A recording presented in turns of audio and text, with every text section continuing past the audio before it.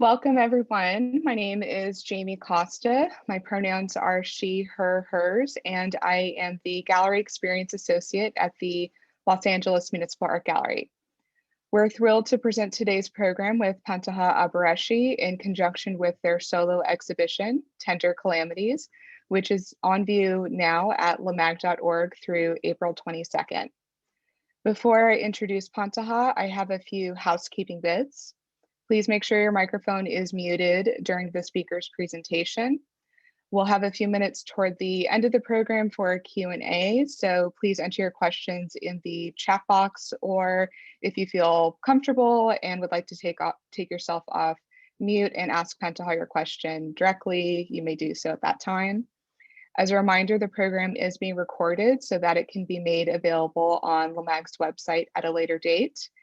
And we also have live captioning available via the link in the chat, as well as sign language interpreters for today's program, which have been provided to us by the City of Los Angeles Department on Disability. And if you do need the sign language interpreters, I would recommend pinning their screens to your window just so you have easier access. And with that, I am really honored to introduce Pantoja Abareshi. Pantoja Abareshi, they, them, work draws from their personal experience of grappling with the abstraction of many seen and unseen qualities of chronic health issues stemming from the genetic condition sickle cell zero beta thalassemia. Abareshi's performance-based, multidisciplinary approach boldly addresses the complexities of living within a body that is highly monitored, constantly examined, and sometimes made to feel like a specimen. Abareshi's endurance-defying performances pushes the body to and often beyond its prescribed limits. The risks of these performances posture an objectification of their own corporal form to continue an examination of bodily deterioration, touching on the reciprocity of themes of universal fragility, fear, pain, and mortality. Pantoja Abareshi holds a BFA from the University of Southern California's Brodsky School of Art and Design. Abareshi has performed and exhibited at the Institute of Contemporary Art Los Angeles, Human Resources Los Angeles, and the Los Angeles Municipal Art Gallery, among others. Thank you, With Jamie. that, I will turn it over to Pita. Thank you so much for that introduction. And thank you everyone for being here. I want to thank again the interpreters and the captioners for being here as well. I think it's amazing being able to have these sort of accessibility measures in place for this kind of programming. So yes, for this show that I'm doing two programs. One is today and then one is on the 26th, and they both sort of obviously relate to the work that I've made for the show, but this one specifically is looking at disabled reflexivity in my work, the practice of examining one's own self, and the fallacies of looking that exist within looking at the disabled body. Next week, I'll be talking about the erotics of the disabled body, which I'll inevitably touch on today as well, because I think I have so much to say about it. But yeah, I'm excited to just sort of get into it. So I'm going to share my screen. I have a little presentation put together with some of the pieces from the show as well. And again, please feel free to put questions in the chat as I'm presenting, and I will answer them to the best of my ability at the end. So let's see here. All right, can everyone see this all right? No technical difficulties? Cool, all right. Yeah, so I think I want to start just taking a step back from the work that I currently made and looking at the beginnings of my practice, my highly performative practice, when I was really sort of honing my visual language in my video work.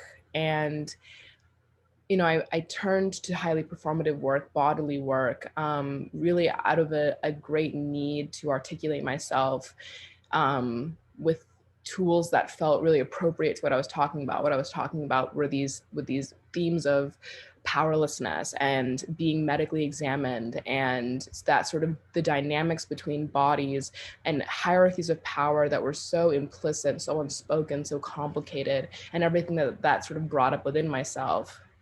So using the body as medium was a really natural progression for me, but also one that was difficult to navigate initially, and continues to be, but for different reasons, because I was drawn so strongly to making work that was desperately coming out of a need to exercise this notion of control, both over myself but also over the viewer.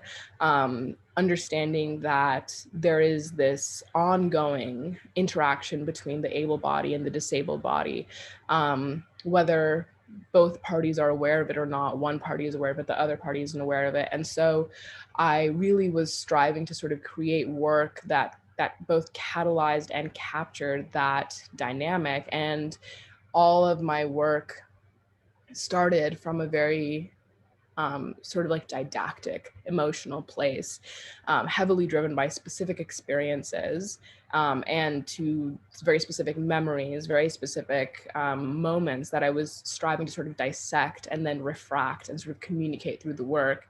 And these really distinct moments that marked for me moments that I struggled with greatly, moments of specific deterioration. So if it's a tangible marker of illness, a tangible marker of disability, these things were things that I fixated on and still fixate on in my work. But I wanted to share this process that I started with to sort of see where I've come to now, because I was making work a little bit differently than I do now, where the work itself was a means of processing sort of very complex emotions that I was going through, sort of very frustrating, very confounding sensations.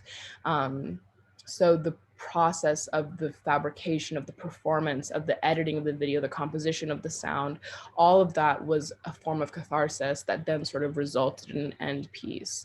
And as we go through, I'll sort of talk about now how I sort of am pushing myself to process things differently. But, the two pieces that I will be talking about for the earlier part of my practice are a piece called Not Better Yet. This is a still from that piece, and more stills from that piece. And this was the first time that I was doing this sort of intense sort of body work that was captured on Super 8mm film.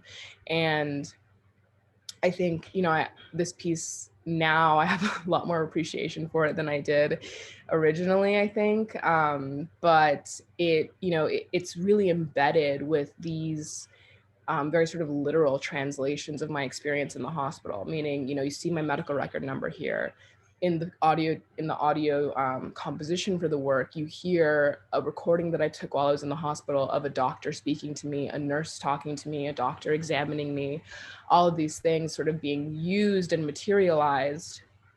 And there was just so much like frustration that I needed to physically articulate, that, one, coming out of feeling sort of very silenced and very confused and restrained in the hospital setting, wanting to sort of articulate that in a sort of constructed hospital setting. So all of these things relating to the space around me, relating to the bodies examining me, all of that was going into the work. And then in this piece, Natural Disaster, another really bodily piece, was a very impromptu performance that was spurred on by my wheelchair being delivered to my apartment one summer in Los Angeles, and it being a really emotional moment for me, contending with physical markers of disability, thinking about imaging of the body, thinking about being so hypercritical of the way that I was then examining my own body with this marker of immobility, with this marker of inability. So I got my wheelchair. I called my friend who assists with a lot of my camera work to come over, and I did this performance, sort of contorting myself, exhausting myself, pushing myself to a point of physical exhaustion, a great deal of pain, sort of interacting with this, new thing that I need in my life. And then later the video was installed on a CRT on a wheelchair. And I use these two examples because I think it's funny now looking back at them. I think I'm so, especially, my work is so hyper personal, and so it's difficult to not also be extremely critical of it, because the things that I'm trying to articulate are are so deeply seated within myself that it's hard to get enough distance from it to sort of appreciate what I was able to communicate or what I was able to do. So now looking back at this work, I have a great deal of appreciation for it in a way that I didn't at the time. And I can also see, in comparison to the work I'm making now, differences in the way that I'm relating to my body. And, coming out of these works, I was already really cognizant of that, cognizant of the fact that these works acted as very distinct emotional triggers. Rightfully so. I created them to evoke something very strong, something very visceral about the body, and to engage this act of looking. This idea of the disabled body as exhibition, as spectacle, is something that I was already fixated on in these early pieces. But I wanted to be more critical of that, the notion of looking, the notion of reflexivity, and the idea of self-documentation, where, it is never as simple as, I'm in control because I am documenting my body and controlling the way in which you are looking at it.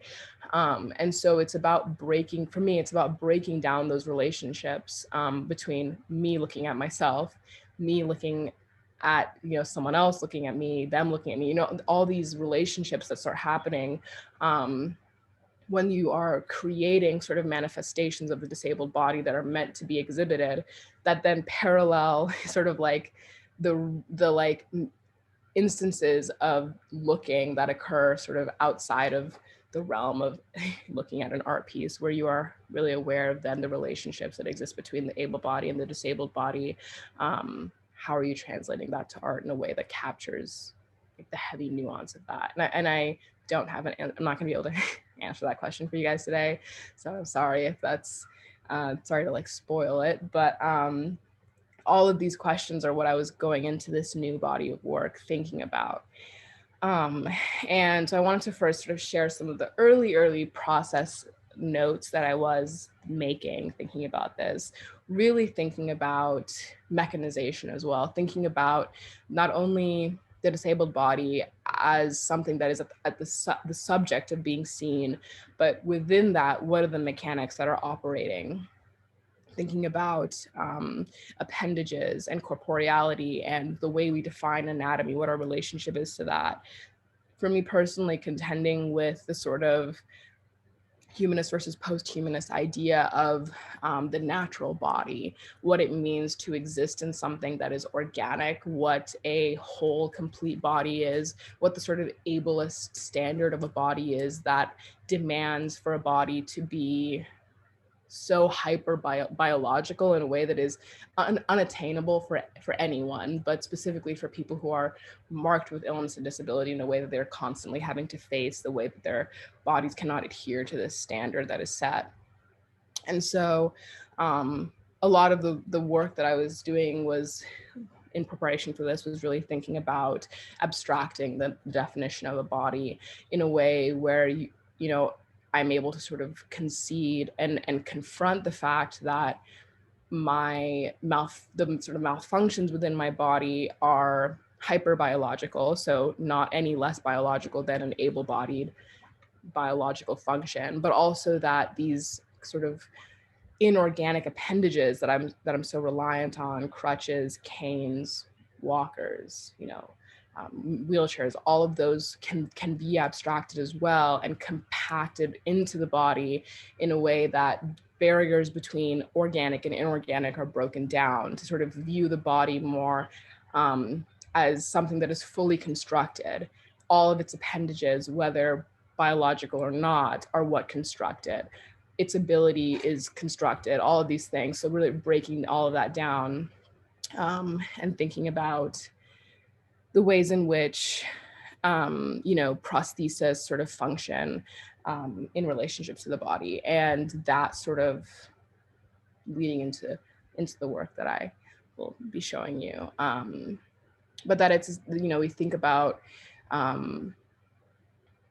the language that we have around the body, and the way that we, perhaps without even realizing it, sort of privilege a naturalist view of the body. And I'm not, you know, not even thinking about sort of more literal definitions of naturalism in terms of what we're consuming, but like just in the idea of like cyborg versus human, in the idea of machine versus man, like all of these things, in the way that we privilege the biological, we privilege the human species.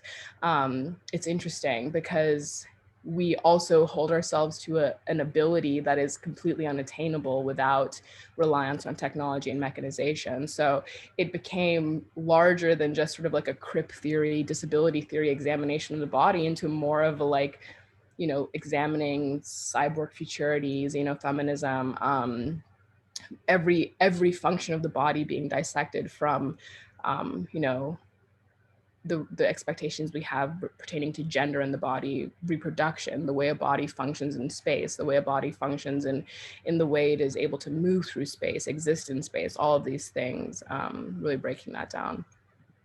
So this was an early gestural test that I did right before the first lockdown, which is almost a year ago, I think, or we're right around that 1 year anniversary. So it's just a strange way to think about it. But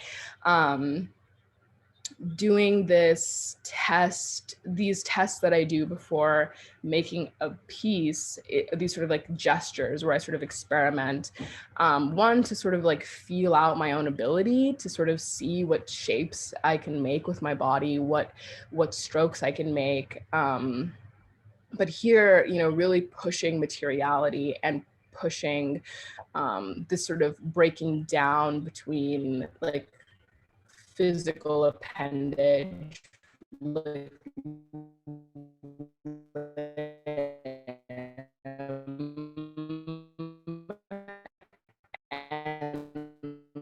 like crutch formulating through the crutches, and then like using those to walk, and super like precarious and like chaotic and violent, and like, you know, a lot of falling down and all of these things. But it,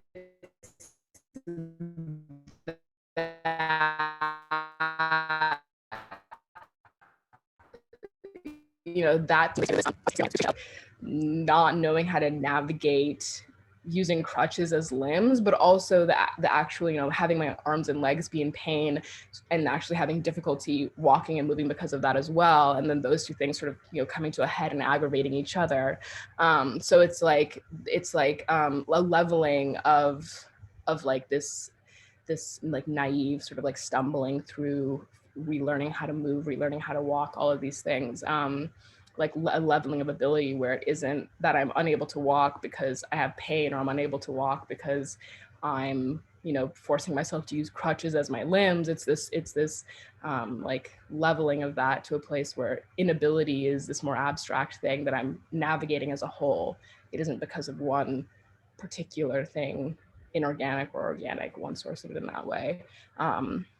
This was very valuable to me as a test, and then sort of went into my video piece that I made for the show, Unlearn the Body. And here are stills from that test, the test that, like I said, went into the final piece for the show.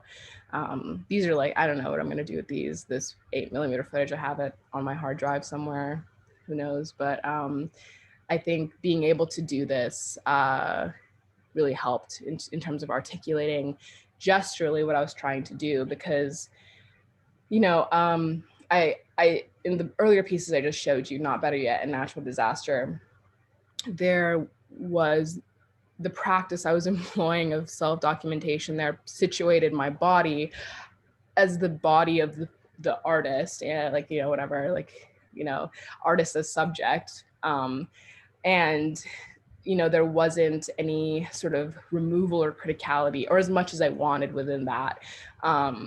And I really want to use my body as material. Like that's what that triggered within me into this work, is that there shouldn't be, and I don't want there to be, a privileging of the body as subject, as the body as this sort of heralded thing, which is being documented in its fragile state, in its vulnerable state. Like all of those things are going to always be there because the body, even rendered as object, is recognizable as body and coded as body. But there should be a criticality about that. And like my intention now is to flatten and compound and use my own, like every sort of aspect of my corporeality that I'm so critical of, that I'm so insecure about, that I'm so worried about, that I struggle with so immensely, navigating disability and illness, as a material in my work that is equitable to these sort of man-made, inorganic appendages, these sculptural objects that you can see, where there isn't a hierarchy then of organic body, then the sort of things that are secondary to that, that are being added to that, that are being,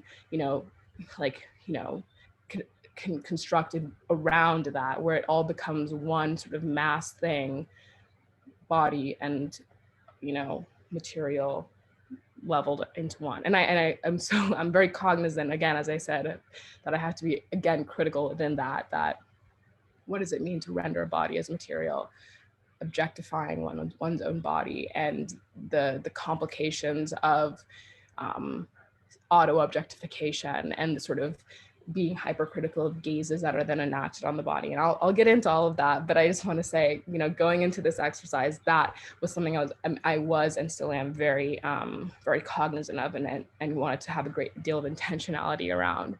And so now we get into Unlearn the Body, and this is a still from that. I think, yes, this is a still, but I have this GIF here that's just playing like little stills. Is this playing for everyone, Jamie? Cool, okay.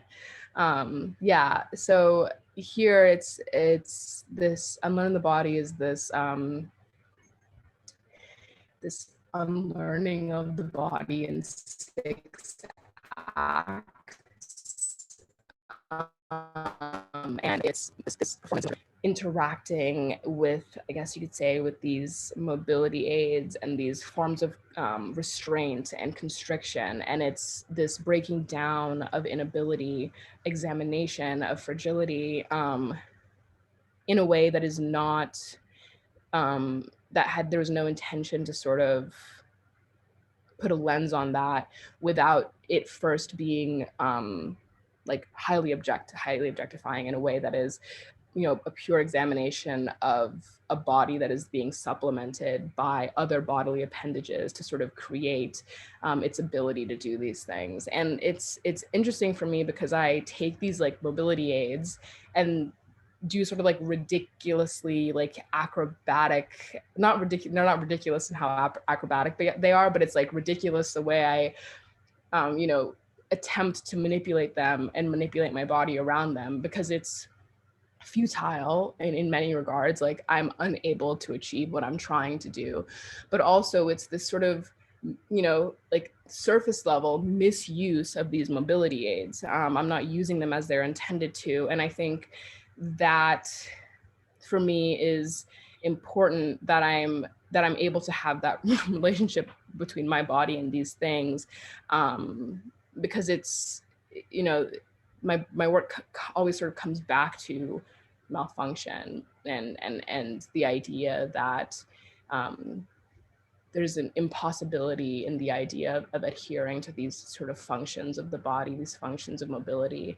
And in this piece, I was also really thinking about the idea of looking, and that's sort of more crystal, I think, care, more crystallized, but sort of performance, it comes across more clearly, this idea of like reflexivity. But, I think that there's a lot of, it's a difficult discussion to have, like, the ways in which we see the body as object with or without realizing it. And then once we are aware of that, if we are ever aware of that, then what is there to be said? Like, what is the conversation then about why and how we are looking at the body as an object? And in these videos, these video pieces that I'm making, I am situating my own body as an object, and I am inviting that gaze to be enacted upon it, because I think it's extremely powerful and it's extremely important to acknowledge the ways in which the disabled body is imaged, my body is imaged, the sick body is imaged,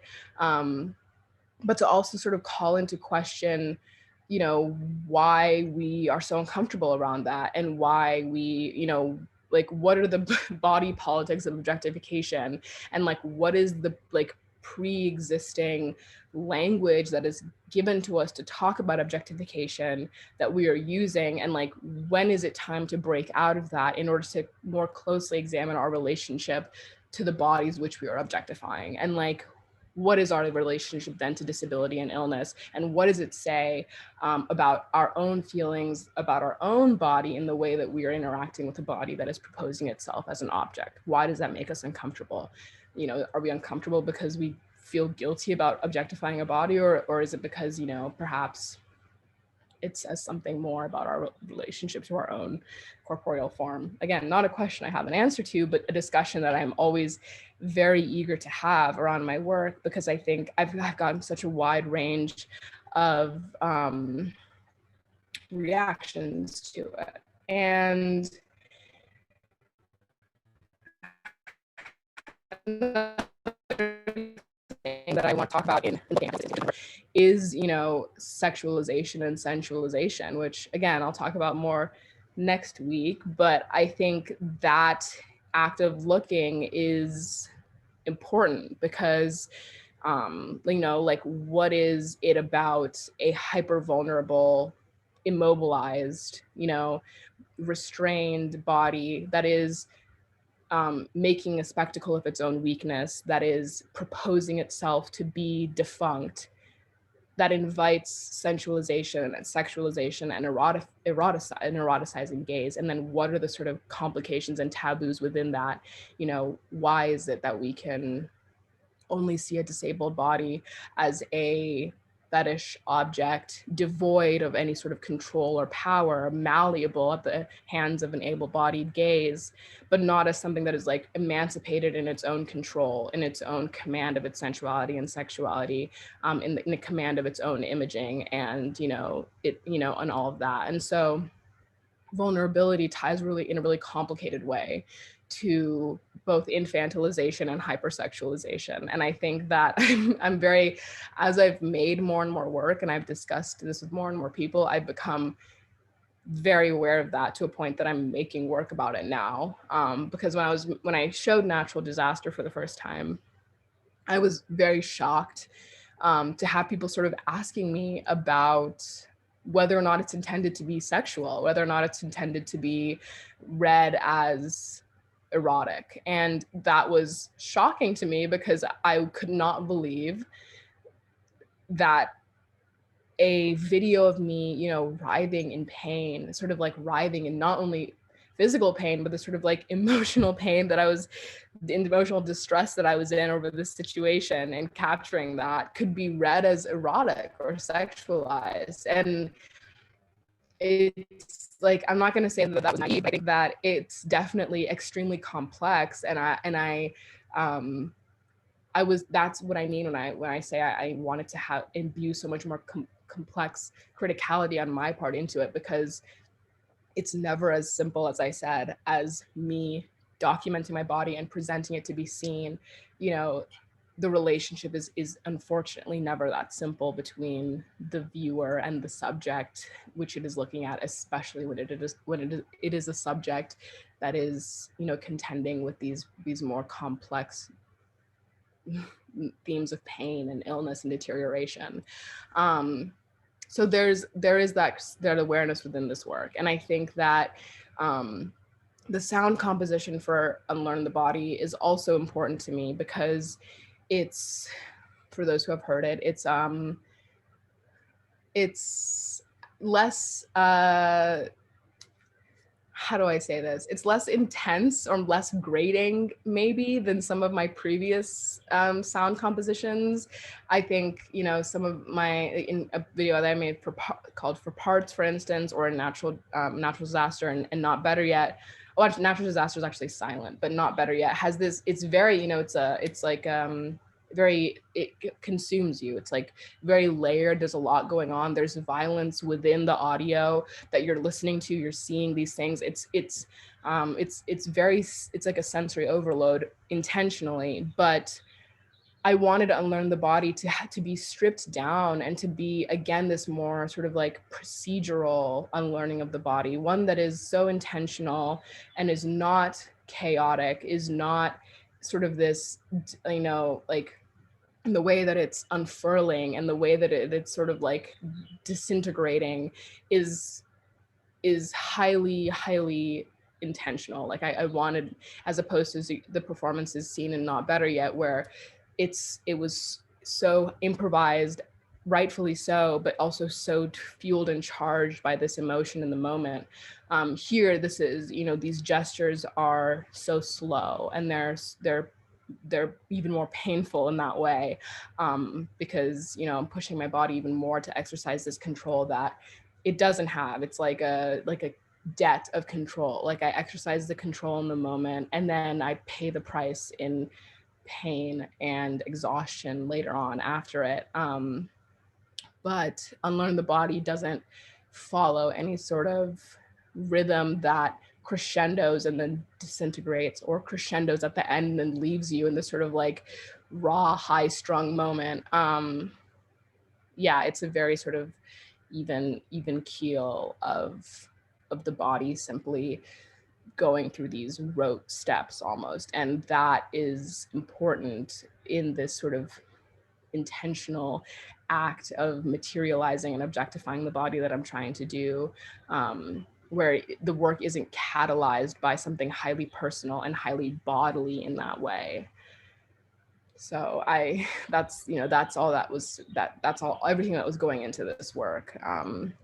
Yeah. Next slide here. Oh yeah, here. And then, yeah, so these are the six acts that the body goes through. Whoa. Sorry, my PowerPoint is getting ahead of me here. Let's see. Okay. But yes, okay.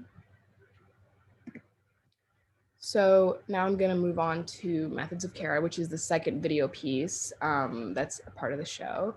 And this piece had a couple of steps, like more complicated steps that went into it. It's one of the layered pieces in the show.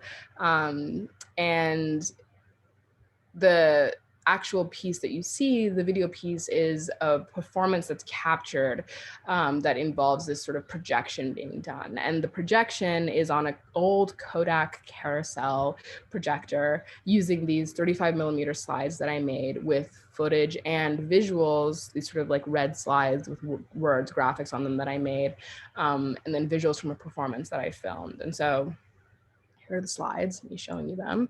And then I have this video actually that is not a part of the piece, but I wanted to show where the stills were being pulled from, this performance that I did in my studio, where I, you know, donned all of these restraints, a mix of industrial tools not meant to be used on the body, and then sort of, you know, medical restraints, and, you know, binding my ankles together in the piece, and then binding my wrists together, and then binding my wrists and ankles together, and documenting all of that as a sort of, you know, complicated, you know, layered, violent, oppressive practice of care for a, you know, sick and disabled body. But yeah, I wanted to show that little behind the scenes video. And here's a still. This was turned into one of the slides from the piece itself, showing the sort of restraint that I put myself in.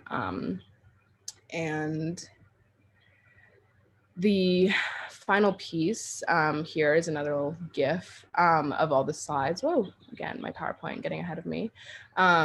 But this piece really catalyzes that idea of looking, and then that reflexivity that I really want to get to talking about, and this layering of gazes, because in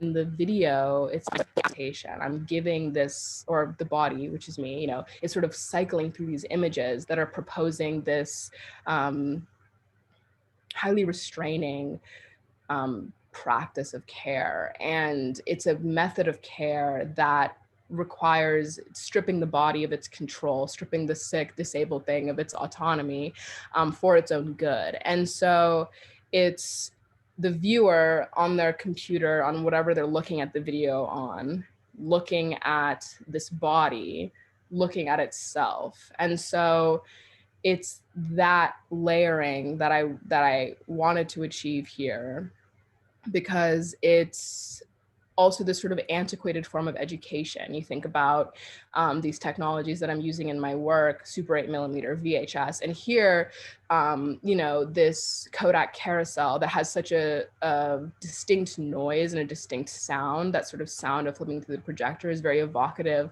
of a method of educational display that isn't used anymore, but also ties kind of succinctly into the time and era of visuals that I'm referencing, which are these like government subsidized medical educational films from like 60s and 70s that were being produced by the like National Institute for Health for like sort of like quick documentations of like pretty complicated medical procedures. You can find ones that are like how to do open heart surgery, or like how to identify cataracts, or all of these things that are these tutorials now, which is a super loaded term, I think, now in the age of the internet, thinking about like the video tutorial, but sort of seeing these instruction videos on how to interact with the body in these highly sort of intimate, but also highly medicalized contexts. And using that as a sort of like reference and template, because I'm a big archive rat. I'm always digging through the archives. And to think about the relationship between the disabled body and itself, and then that relationship being a spectacle that is relegated to the public sphere always. Like the idea of a public versus private sphere is one that's very interesting to me. Again, something that I'll talk about more in the context of sex and sexuality, but thinking about the idea of privacy being a privilege that is often not accessible to the sick and disabled body. Like the sick body is one that is pulled into the public sphere at the discretion of the medical and the able-bodied individual who exists in a hierarchy above them to sort of propose what is best for this body, what ways it should be imaged in, how it should be interacted with, all of these things, whether dictated literally or dictated through the media, dictated through, the language that we're given to speak about illness. All of these things build up to break down the barriers between public and private for the disabled body. So, proposing this highly intimate thing, care, to think about care, it's this thing that we all sort of propose to have an understanding of, but it waxes intimate and it sort of waxes unintimate, because to care for a sick body can place it in so many different places. It can place it in a hospital where the people who are caring for it are strangers whose professionalism hinges upon their ability to interact in a highly intimate setting and context with the body while maintaining a sort of professional stoicism that doesn't breach these sort of extremely constructed, lines of intimacy. Like, what is a line that a doctor doesn't cross, So the care, quote unquote, care of a body can be relegated there to a sort of unintimate place, but then it can also be in the home or in the public, in the private sphere where you're being cared for by loved ones, where you're being cared for much more intimately. And then, to take care then to a different place, to care for a body as in to not literally care for it, dress it, clothe it, bathe it, feed it, not in that way, but to feel for it, all of these things, so sort of the emotional care of a body. And so it's this this, you think that care can be something that is easy to define and sort of easy to compact and to examine and to, teach. And here it's like I'm, really criticizing that by making it this really sort of highly simplified thing. There's one method of care for the precarious body, and this is it. And not only is this the only way to do it, but it hinges upon this extreme depersonalization of the thing that you are caring for, restraining it, ensuring that it cannot hurt itself, ensuring that it has so little autonomy that it cannot exercise any control over itself. And so, like, that is, all of that is in there, all of the complexities of the ways in which the medical complex is set up are in there, the nuances and complexities of me navigating, like what it means for my own body to be cared for, the powerlessness that exists within that, vulnerability that exists within that. All of that is in the initial performance that is documented, but then also to sort of propose that I am then the body is then the one that is responsible for teaching this highly sort of volatile method of its own care, also speaks to the responsibility placed on the sick and the disabled to control the way that they are imaged in a futile way, because it really isn't in their hands, but also the great responsibility of the sick and disabled body to scramble to adhere to the expectations placed on it for how it should move through the world, how it should interact with the able bodies around it, how it should navigate intimacy. And I keep using the word futile because it's like, it's proposed to be such a simple relationship. It's proposed to be such a simple hierarchy of power, dynamic of power, when it's so complex within that, So seeing the body that's being bound in the same restraints that it's in the power, the presentation, I was gonna say PowerPoint, my God, Microsoft embedding itself in my brain, in the Kodak carousel analog presentation that it's giving in those same restraints, then using that as a tool to teach any, Tom, Dick, and Harry that watches this video then how to care for it. It's a complex thing. It's taking this highly intimate, private thing into the widely public sphere and inviting that.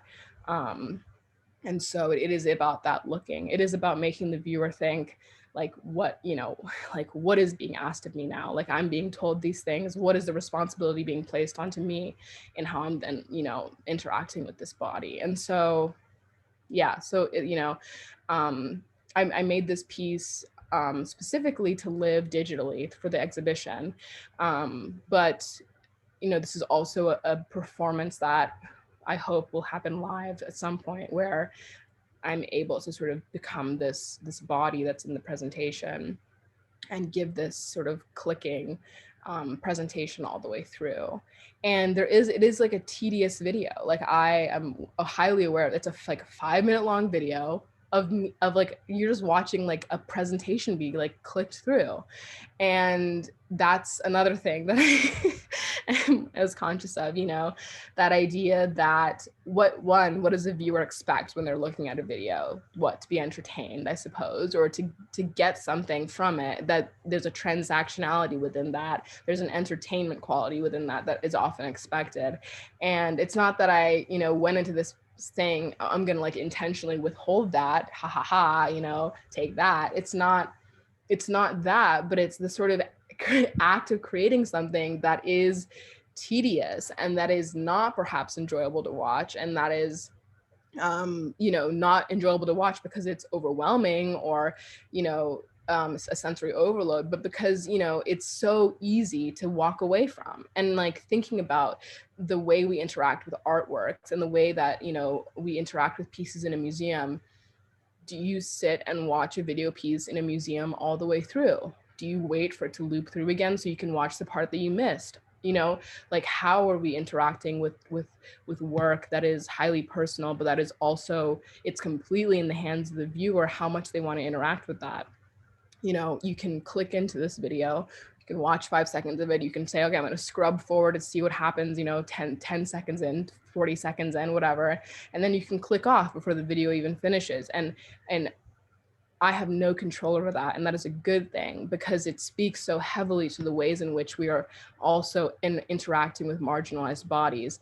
It's not something, you know, if you are not confronted with the sort of hierarchies and like literal existence within a disabled body, within an ill body, or within that being very close to you peripherally in your life, it is so easy to not just walk away from it, but to never really encounter it in a way that is difficult and perhaps is needed to spur criticality, to spur, you know, I don't want to, you know, progress is such a loaded, complicated term, but to sort of make radical change within the bodies of thought and the languages that we have around pain and illness and all these things. So, yeah.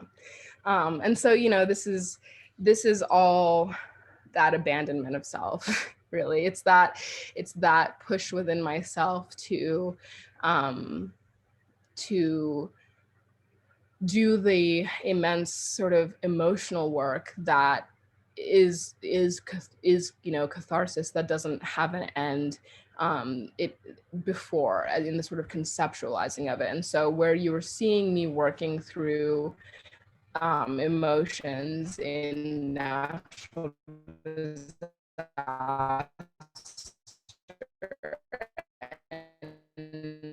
and for these pieces. So in the gestural pieces that I'm showing you before Unlearn the Body, there's a lot of emotion and fuel and anger in that. And then I sit with that, I examine that, I pick that apart. And so when I come to the final piece on Unlearn the Body and Methods of Care, there's a control within that wasn't there before. Again, control being a fallacy. It's like, what does it mean to exercise control over one's body? In Unlearn the Body, I propose to be exercising control, but in the actual performance, I have so little control over my body because I'm in so much pain, and I suffered a great consequence after that. You know, I was floored. I was in so much, I went into a pain crisis. So there's all of that sort of reality behind it, but all of that control within the work. How are we doing on time, Jamie? Okay? We're good. Yeah. Cool. Yeah. So I'll keep going. I want to talk about now aggregation, which is a super exciting piece for me. I was super excited to work on this piece. And it was an idea that I had that then when Stephen, the curator for the show, amazing curator who is here today somewhere in the melange of people here, reached out to me to do the show. I was like, okay, great. So I can actually go forward with this. And it's an idea that I really had, so excited to bring to fruition, where I have an EKG machine. One of the many things in my arsenal of strange art materials is my large collection of medical devices. And I have an EKG machine here, which takes readings from 12 meridian points on the body, 12 vascular points on the body, to sort of give these readings. And if I'm sure many people, if you just go to a checkup, at some point you've been hooked up to a very rudimentary version of EKG machine. It just takes your heart rate basically. But this one's a little more complicated because it takes 6 to 12 readings. So hooking myself to up to an EKG machine and sort of going through these very specific memories, very specific moments verbally, and sort of recounting them and capturing on a very simple form of data the emotional response to that. So rendering my emotional response to these very sort of heavy things for me on a sinusoidal curve. That's all that a heart rate reading is. And layering that into this installation that, as the piece's namesake says, is an aggregation of data. So here on the right side, we have the video of the performance of me taking my EKG readings, no audio with that. And then above it, we have an oscilloscope, which has the audio of me recounting these memories rendered again onto a sinusoidal curve, as an oscilloscope does. So an oscilloscope is it essentially renders audio and radio and waveforms visually, and you can sort of experiment and extrapolate the sort of frequency and waveform on it, wavelength. And then here on the left side, we have two smaller monitors on which is collected seismographic, geological, and cosmological data, and a lot of geological data pertaining to the area that I live in Los Angeles, like earthquake data, weather data, all of these things, again, also rendered onto sinusoidal curves. And so really thinking about a couple of things. One, the human need and human tendency to be able to render highly complex things extremely simply, perhaps to propose a greater understanding of them than we truly have. But also it's a very interesting way of examining data, wherein highly personal data, highly bodily data is rendered in a way that is exactly identical and undiscernible often from data that is highly different from it. An earthquake reading or a slew of temperature readings being rendered sinusoidally alongside these EKG readings taken from moments that were extremely difficult, extremely, upsetting, emotional for me to sort of recount. Really, it's that leveling, it's that depersonalization, it's that like ripping away of self, that hierarchalization, where that weight, that heaviness, and that privileging of emotionality and of self is being taken away, and like all of that the connotations of emotionality are being like lost in a sea of data. And that's what I wanted for this piece, is this mass collection of information that essentially renders the emotionality and the corporeal outputs meaningless. And interestingly, I was talking to someone actually about giving them the walkthrough of the show, and they said, yeah, it's like it's both like you're like rendering it meaninglessly, but you're also like comparing your own emotional outputs to like cosmological data, and sort of like then giving it this interesting like universalizing effect. And I hadn't even thought about it that way. I was thinking that like leveling all of these things, deprivileging all of these things, arbitrating all of these things through this sort of like really simple line. But I think it's I appreciated that perspective that person brought, but really it's about that idea of like losing oneself in this sort of mass discernible sea of data, and the body being rendered as data outputs is sort of a highly medicalized practice. Being seen as a sum of your outputs is something that I struggled with and still sort of like find very fascinating, coming out of an examination of the hospital as an institution, and the way that bodies are sort of captured and related and spit through the hospital system. So yeah, this is and the piece itself sort of like is silent. So there's no noise to the piece, just like white noise kind of coming from the little TVs, and there's like radio feedback coming through them. So yeah, this is installed or will be installed or is installed in the museum right now. And it's I think really really I kind of go back and forth. I haven't fully articulated like what my relationship is to the viewing of sculptures and installation remotely. I think that there's always going to be opposing bodies of thought on this, but like, do you need to see a sculpture to appreciate it? Do you need to see an installation to appreciate it? Like, I love the sort of critical discussions around that, but this is one of the moments that I'm like, oh man, I wish I could go into the space and sort of have people see this, because it is I'm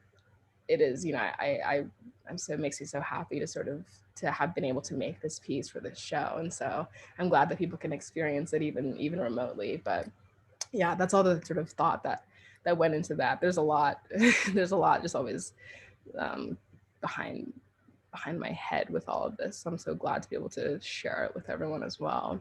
And then here is sort of a better view of all the data, the body data that's a part of the piece.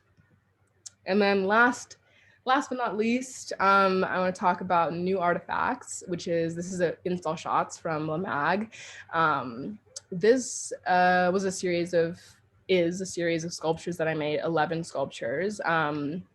little pelvic bones. And these are actually modeled after my own pelvis. I have had my pelvis imaged so many times in so many different ways that I am very lucky to have not only x-rays, but 3D MRI renderings of my hip bones. And so I modeled these, and they're 1/3 scale. So they're about this big, if that's useful to anyone at all, but they're about 6 inches. I think at their widest point, 6 or 7 inches. And these pieces are inlaid with sterling silver and stainless steel, medical grade stainless steel hardware. And this piece is really thinking about the imaging of the body through aesthetics and the sort of aesthetics of illness and aesthetics of death and of the body and all of these things. And thinking about it from a couple of different perspectives of thought that went into this. But one sort of thinking about the aesthetics of illness. I'll come back, I'll start with that first. And thinking about in the history of fine art, canonized fine art, the way that sort of the idea of the beautiful dying body, the body being ravaged by consumption that is pallid and lovely and gorgeous, and sort of depictions of death that are so sensualized and aestheticized in that way, but also thinking about the idea of a memento mori in classical art, the one that is a memento mori, of course, being so heavily tied to piety, and sort of reminding the mortals of their place, and and their relationship to God. But also now, for me in my practice, thinking about the disabled body as a memento mori, and this sort of really complex reminder of the fundamentally fragile nature of the human existence and mortality and all of that. For me, I think being so heavily tied into discomfort around illness, discomfort around comfort within one's own illness, comfort within one's own mortality, and sort of thinking about all of that here and the sort of uncanny of a like 1/3 scale human pelvis. It's like, what is this object, this highly anatomical, highly aestheticized object that is so bodily, but is smaller, easier perhaps to commodify, to display, all of these things, thinking about the ways in which the body is imaged and changed to fit into definitions of aestheticization. And thinking about for me as well, the adornment of the body and the remnants of the body. And so Tender Calamities as a show, I think I was really fixated on remnants and sort of what remains after you sort of strip away the self, strip away the sort of complexities of the like heavy existence and awareness within the body, to sort of have these highly intentional but highly objectified instances and in capturing of the body in that way. And this here, like a little sort of literal remnant of the body, an artifact of the body, that is also sort of being proposed as a highly aesthetic object and is inviting you to sort of look at it in that way. These are installed at sort of eye level for me, I guess, or someone who's like between 5'11" and 6 foot. So if you're shorter than that, it's not at eye level for you, but it's sort of at that eye level where you're being sort of invited to look and to examine and to objectify and to aestheticize. And there is, like an aesthetic beauty within these objects. Sorry, oh my gosh, this PowerPoint again, out of my control. But thinking about that, thinking about the way in which these things are displayed, being hung, being sort of mounted, being light hitting off of them, all of these things. And for me as well, thinking about within this body modification and early practices of BDSM, actually, and thinking about piercing and adornment and these sort of really quote unquote extreme modifications of the body that were methods of care, methods of embracing pain, and not only embracing pain, but changing one's own emotional languages around pain into something that is not only pleasurable, but is completely devoid of the sort of negative connotations that we have around pain, something that is an emotion that is not put into a hierarchy or is not less privileged than emotions that are, one, proposed to us to be better, easier, quote unquote, working away from the languages around emotionality that are heavily linked to really contrived methods of thinking, really contrived methods of interaction, interpersonal interaction, and interaction within one's own self, but also linked to, again, commodification of the body. It's easier to commodify emotions that are connected to feeling, quote unquote, good.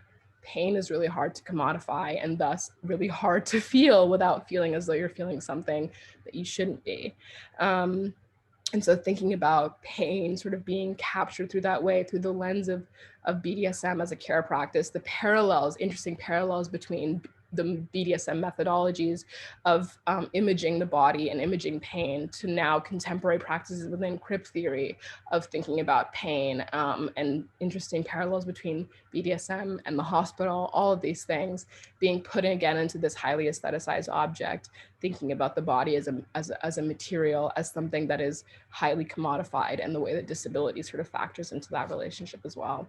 So yeah, that is New Artifacts. And yeah, it's really, really thankful to Stephen and John who worked to install this for me. So thank you to them. And then, yeah, I would really love to sort of now open up for questions and to hear your guys' thoughts. I've been talking and talking and talking and talking, which I will happily go on doing and just da da da da da da da da. But I would love to hear from the audience now as well, if that sounds good. Thank you so much, Pantaha. So yeah, let's open it up for questions. There are a few questions in the chat, and then it looks like we have someone, and hopefully a few more folks who would like to ask you questions directly. I just want to make sure I'm just going to go chronologically. So starting with the questions we have in the chat, Pantaha, the first one is, have you thought of presenting your work at Art Prize in Grand Rapids? This would be such a powerful performance. Oh wow, no, I haven't actually. I've never heard of Art Prize in Grand Rapids, Michigan, but I will definitely look into that. Thank you for that suggestion. I'm currently like applying to grad schools and residencies and all of these things, so any of that's greatly appreciated. I will look into that. Thank you, Rebecca. And then the next question we have in the chat is, how do you approach joy of the sick, ill, disabled crip body? Joy, yeah. I mean, I think that, I really appreciate that question. I think that it's difficult for me to sort of communicate that complexity, because there is admittedly like a great deal of like heaviness and sort of like still like sitting with this like these difficult emotions in my work. But there's also not humor, but like so much like, it brings me so much like lightness and relief to be making this work. And like, I would say a great deal of my joy is derived from being able to communicate this and to make these pieces. And like, there's a lot of color in my work. There's a lot of sort of like expression and sound and like, and all of these things. And it's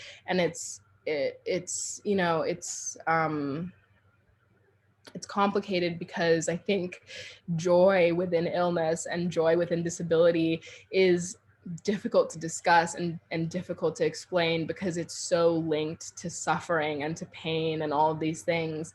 And it's difficult to compartmentalize in a way that you'd be able to sort of capture that in a way that you can display or share without also at the same time talking about sadness. To talk about joy for me is to also talk about pain. And so I try as much as I can to sort of capture that in my work and to sort of communicate that this work isn't about feeling bad. It's just about feeling, and that it includes everything from joy to devastation, and it's also tangled up and knotted together, but there's a great deal of relief in being able to make the work and being able to do these performances. I keep talking about how exhausting they are, and how they floor me and like land me in the hospital, or like put me on bed rest for a week, but it's also so extremely exalting and joyful to be able to do those things. Joyful in the most complicated sense, where I'm feeling like I have the most control, and I'm at the most sort of like relieving point in my relationship to my body when I'm doing these performances, where usually I feel like my body is exercising so much control over me and so much control over my life in a way that I am really just sort of, I have to like sit back and take. But being able to do these performances, it's a complicated form of joy that I think is difficult to access for people who don't have didactic literal experience with it. But that's certainly a major way of how I approach it. And I think it's difficult for other people to see, and I completely understand that. But I think there's a little, my humor is definitely in my work as well. I think you also have to be able to sort of laugh about these things, about the sort of immensely absurd ways that we think about the body, the way we think about ourselves. Like it's you have to also be able to sort of like laugh about it and talk about it in a way that acknowledges that it's ridiculous, but also heavy. So it's that back and forth. So yeah. Thank you, Pantaha. Yeah. There's another question in the chat, but I want to honor the chronological order. So if and I apologize if I'm mispronouncing your name, Yes. Alkaid. Hey. Hey. Would you like to ask Pantaha your question now, or do you? Yeah. So I have two questions. The first is about the EKG piece. I'm really excited you show that. I saw that on your Instagram, but I didn't know that was in this show. But I wanted to ask about how using the literal technology functions for you, which kind of applies to all of your work because you're using the literal mobility devices. Yeah. But how that, like, it's not symbolic, it's not like the ready-made technology from the hospital. Yeah. Functions. And I kind of wanted to know what you think, this is like more personal, but about the like able-bodied obsession with the quantified self movement, which really comes to mind seeing your work, because as disabled people, like we have so much data on ourselves. Yeah. And we don't need like the Apple Watch with the heart rate. Yeah.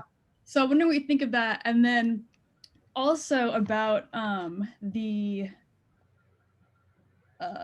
I'm forgetting the name of the piece, but when you were talking about how you were kind of shocked that people thought it was sexual. Oh yeah.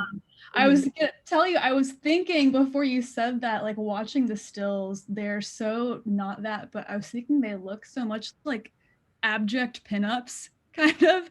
Yeah. But I was wondering how you feel like you fit into this canon of like super athletic durational performance as a disabled person, because you're talking about how you're performing to the point of being on bed rest. And there's this very like hypermasculine, but not even hypermasculine, just like the athletic performance. And so thank you. Thank you. Yeah, no, those are great. Thank you. Those are great questions. So I'll start at the beginning, the sort of ready-made medical device. And it's, I think about this a lot with myself. I'm a bit of a medical kleptomaniac. I've always been since I was a child. So like when I was younger, I would be at a doctor's appointment. I'd like take like rubber gloves. I'd be like putting them in my pockets, like taking them home. My parents would be like, "What are you doing?" And like, why are you taking these things? And now when I'm in the hospital, I keep all of my hospital bracelets. I ask my nurses, and then, if I can like keep all the syringes and stuff that are used on me to administer my medication. I have this like huge sort of like collection archive of these medical things. And then on top of that, I'm buying medical devices for myself, things that you can't take from the hospital, like an IV machine and this EKG machine. And I think there's there's an immensely complicated relationship there, where I've been in the hospital context my whole life. Like my child, I grew up in the children's hospital system. I've only recently transferred to adult care, and so it's safe, but it's also highly antagonistic, and that relationship is really interesting to me. So like bringing in these like ready-made objects and medical devices that in a totally different context bring a great deal of anxiety. The EKG machine particularly is interesting for me just because it's like, when I am hospitalized, it's like a huge pain in the ass. Like it's every time I'm in the hospital, anyone who's with me, it's like I'm hooked up to an EKG machine. My breathing it's beeping off the chains. I can't get any rest. So it's like this interesting device that is like a thorn in my side and is just, always sort of like reminding me of my like respiration being compromised, is always reminding me of my heart palpitating. Like it's this, you talked about the quantified self movement. It's like, you're so right. It's like sick and disabled people, we are not buying Fitbits because we don't want to know what our heart rate is all the time. Like we don't want to be reminded that we're not getting enough sleep, because it's like we know that we're so hyper examined. Every month we're being told that when we go to check in with our medical team. So it's using these ready-mades. It's me sort of like also examining and having that sort of dialogue with myself about my simultaneous absolute like reliance on the medical system and these medical devices, and the sort of like safety that they propose to me and offer to me when interestingly stripped away from the medical context, but then also how they are constantly sort of factoring into how myself is being quantified and reduced to outputs. And so yeah, I think it's a personal obsession of mine that makes it into my work. It's a like a safety blanket as well, a safety blanket that's like scratchy and uncomfortable, but yeah. So yes, I appreciate that question. Yeah, definitely. If I could like make myself an EKG machine, I don't even think that I would. Like I think that the idea of these tools, of being able to sort of like relegate them into this place where I'm in, again, control. What does that even mean? Because I'm using an EKG machine, something that so it's like it's all of that complexity in there I'm thinking about. Yeah, and then the quantified self movement that you asked about, this obsession with your phone being able to like sync with a bracelet that you're wearing, or a chip in your shoe if you have those like cool Nike shoes, that like monitors your movement, monitors your breathing, monitors your heart rate, monitors your bodily outputs. And it's like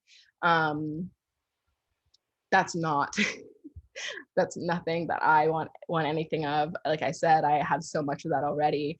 And it's fascinating to me, the sort of able-bodied draw to that, to sort of have that hyper examination of the body, and to again, it's an interesting means to an end of a impossible to achieve standard. Of course, that's not to say that like there aren't like immensely quote unquote healthy people out there that are using these tools, but to think about the body through its outputs is something that is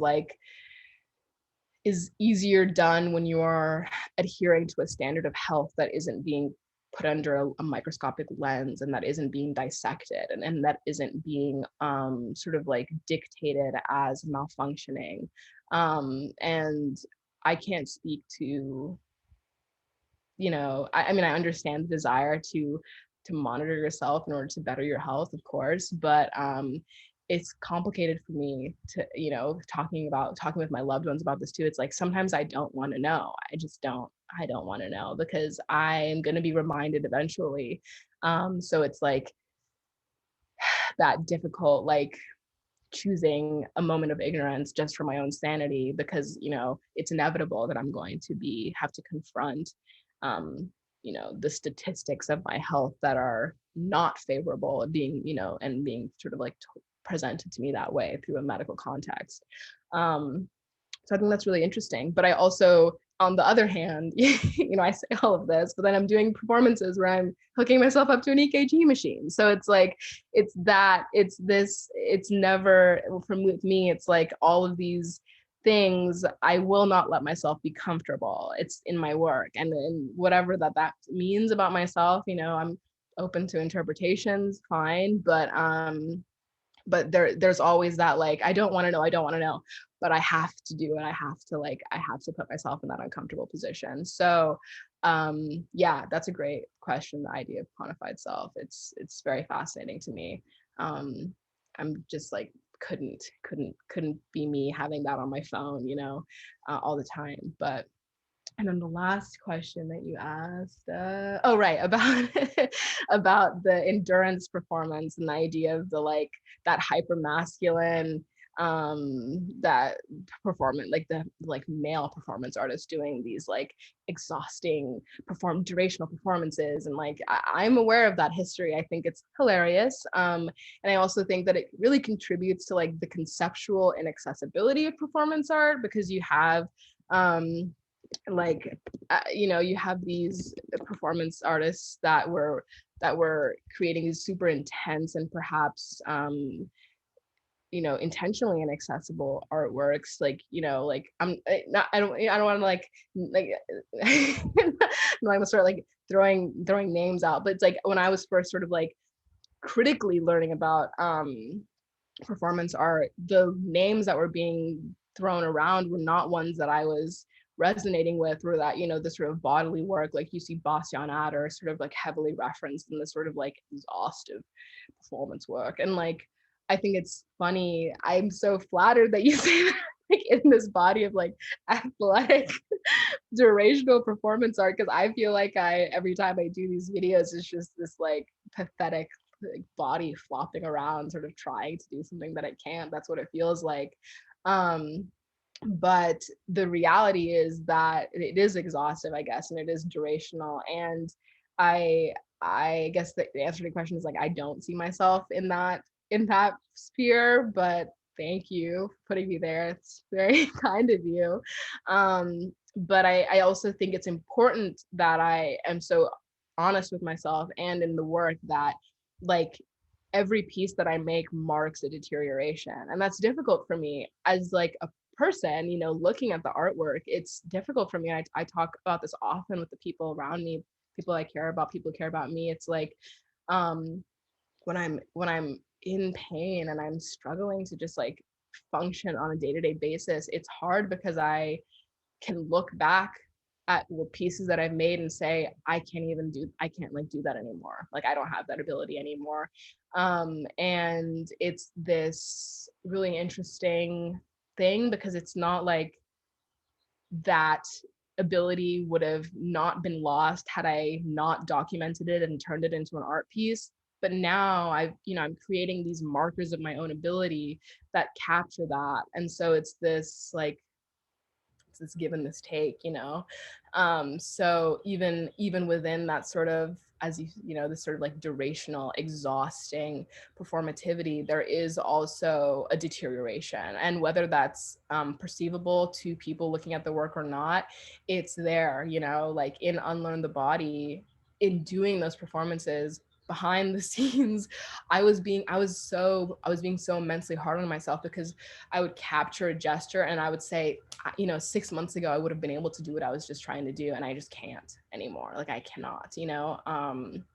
And that's on a whole different level, like outside of the work, if that's even possible. I don't know, you know, if it really is to say that, but it's immensely like difficult on a personal level. And that's also important for me, being confronting that. And so I guess I don't really, it's like it'll be durational and it'll be athletic until it's not, I guess, you know. That's really just the reality of it. It's like, I'm absolutely positive there will reach a point where it no longer can be that way. But until I get to that point, I'm going to keep pushing myself in these sort of like exhausting ways, because it's very complex and sort of important for me. Yeah, I hope that answers your question.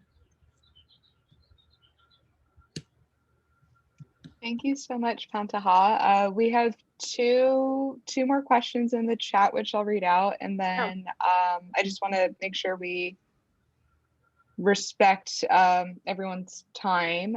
So we'll just land with these two questions. Where'd it go? The one from Pat reads, truly amazing and inspiring. Thank you for your work and brilliant thoughts. There is a particular relation to time with illness, disability, with a reoccurrence of more symptoms or pain that needs reassessment or change of treatment. Do you view video as an illustration of time, one where patience and stillness is required, allowing the viewer to experience time in that matter? Yeah, thank you so much.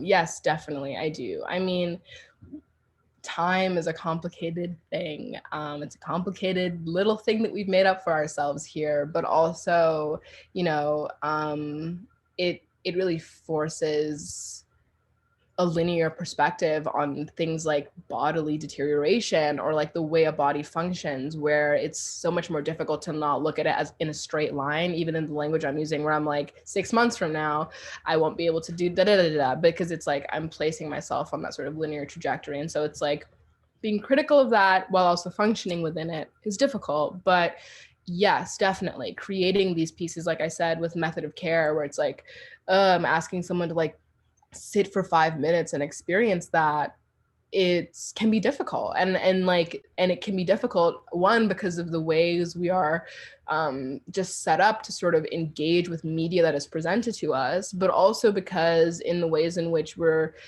taught to sort of engage with things that make us uncomfortable. And so definitely using time in that way, being cognizant of that, being cognizant of sort of discomfort that comes with that, and, you know, stillness and patience, and, you know, also understanding that, again, like I mentioned when I was talking about it, it is something that the viewer can always choose to just walk away from. And so it's not like, I don't want to go as far as to say, I'm making work that, you know, asks for patience, but certainly I think there is sort of, you know, an intentional decision to like keep engaging with something that is difficult to view and to understand, to see. And about that relationship between time and illness, it's very interesting too, because of, like I said, the sort of linear trajectory that everyone's life is put on, not just people with illnesses and disability. But, you know, even as I was just speaking, saying like this piece, you know, say natural disaster, then not better yet, then for parts, it's like I can see within myself on a linear trajectory of time pieces that have 6 months in between, the difference in how difficult it is for me to do the same sort of bodily motion or contortion. And that idea of reevaluation, new symptoms, new pain, new diagnoses, old diagnoses that were thrown out coming back, new surgeries, all of these things, the body, the sick body as a specimen that is like ever examined, ever probed, ever changing. The disabled body is something that is so fluid in its construction because it is constantly being taken apart. Its defunct bodies being ripped out and replaced with prosthetic ones. You know, it's a fluid thing being forced into the sort of like linear and constructed constraints of time. And so I am critical of that in my work. And I think video is a really interesting medium for that, because it is one that relies on like time. You know, it's a time-based medium. And yeah, thank you for pointing that out. But definitely always thinking about time for sure. Thank you, Pantaha. And our last question, I apologize if I'm mispronouncing your name, Issa. I'm sorry if I'm mispronouncing your name again, but I do just want to acknowledge we have been recording the program, so sorry we missed you for the beginning part, but please know we will make the recording available hopefully sooner rather than later. But the comment and question goes to Pantaha. I noticed you were discussing adornment amid pain in sculptural installations and control in performance. So I was wondering how highlighting this relationship between beautiful discomfort and control have allowed you to address the non-disabled public view of disabled people as objects and bracket not subjects, and confronting and broader medical industrial complex. Um, i.e., was this body of work more focused on personal catharsis or creating a statement that educates people who have no similar experiences?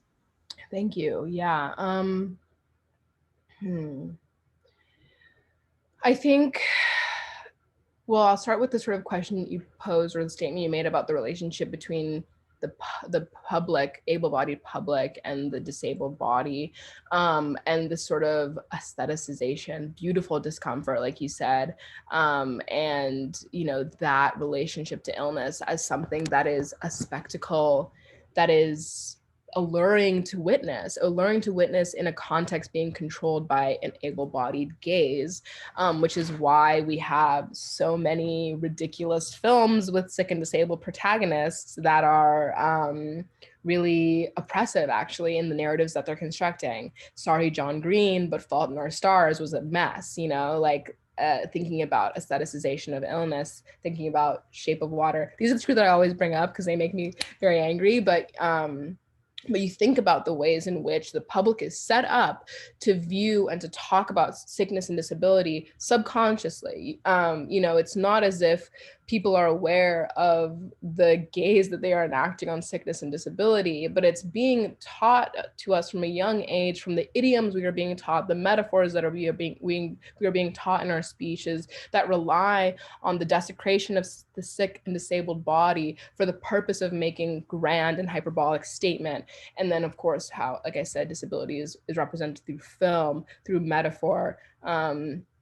Susan Sontag talks about illness as metaphor in reference to the AIDS pandemic, but illness as metaphor in a larger context, as an ever negative, ever, awful thing. And so, when I think about adornment and pain, there is such an interesting fascination with pain and sickness because it is spectacle, and the disabled body also serves as an interesting tool to uplift the able body. So it's like I say disability is something that you can really examine as a construct as well.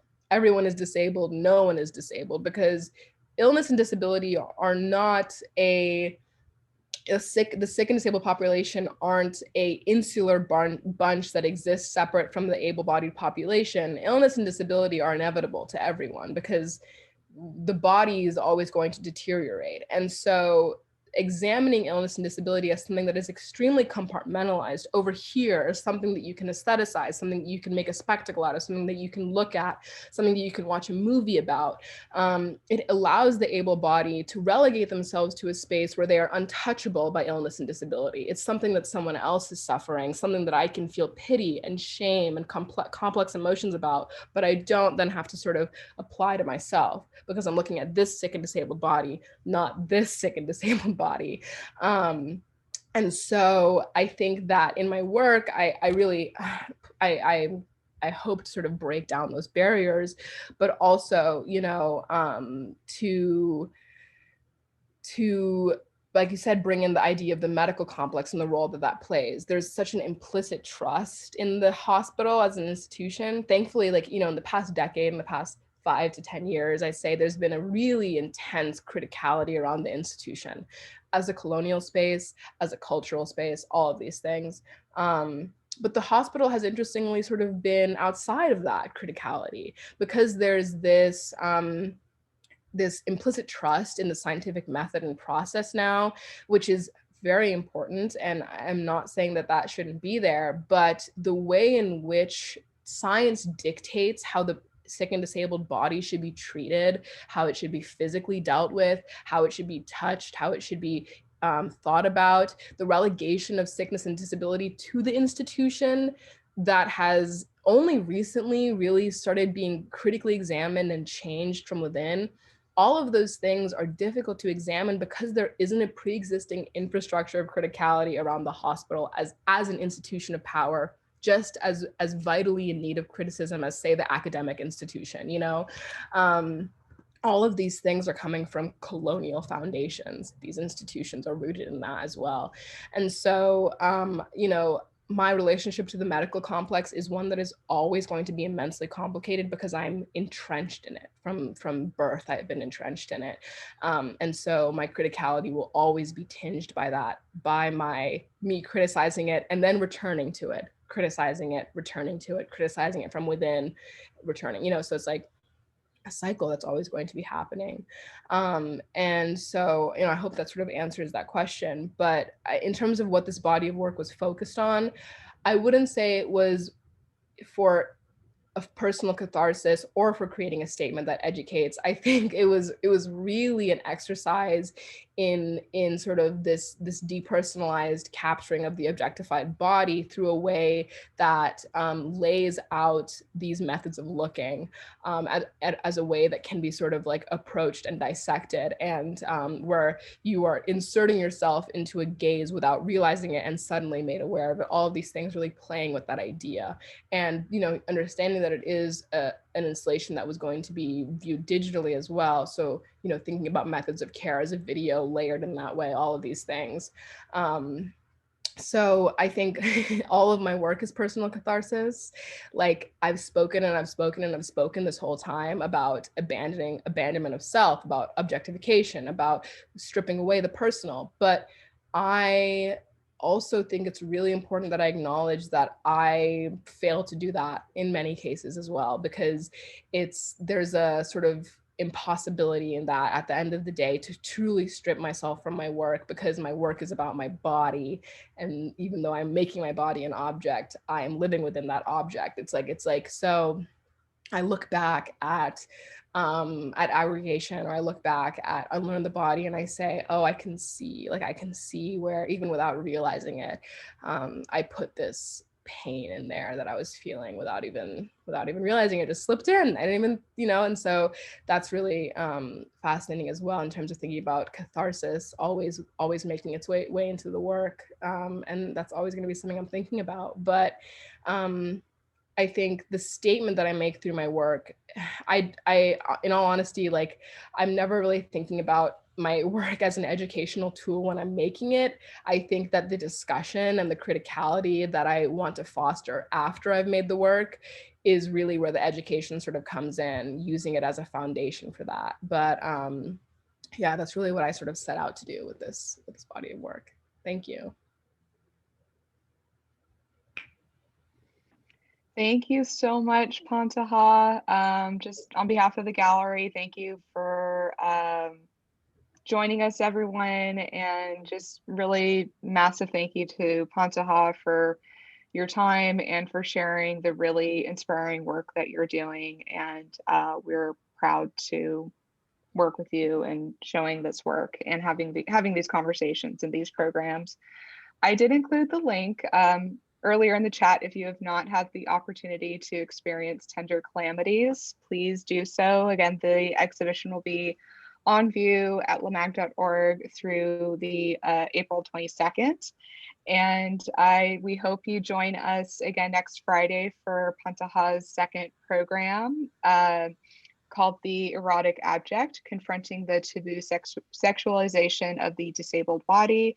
It's free, open to all. The link is included in the chat as well, and it's on our website. So we hope you can join us again. And I also want to take a moment to thank the Department on Disability, in particular our sign language interpreters for today, Hillary Frotzheim and Nicole Pancino, and our captioner, Joanne Yen. We really appreciate you being here today, and just thank you, thank you, thank you. Thank you again so much for everyone who joined us, and stay safe. We'll see you virtually again next time. Thank you, everyone. Thank you so much.